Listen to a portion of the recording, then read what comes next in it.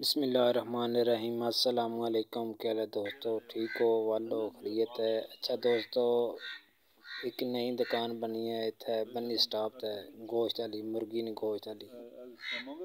ये छोटी जी दुकान है ते इस टाइम ते जी लागत आई है वो 50,000 रुपया है। मैं थोड़ी दिखाना दुकान, थोड़ी थोड़ी चीज़ें सारियां लियां फिर तकरीबन 50,000 रुपया लग गया। ये बनी स्टाफ जगह ते है, तुम देख सकते हो। यह थोड़ा सेटअप है, इस सेटअप तक 50,000 रुपया लगे। छोटा सेटअप अगर मुर्गी थोड़ा गोश्त की दुकान बनानी तकरीबन थोड़े जहन च 50,000 रुपया होना चाहिए। ठीक है दोस्तों, यह दुकान है। बहुत शुक्रिया, देख सकते हो। छोटे जे सेटअप वास्ते 50,000 रुपया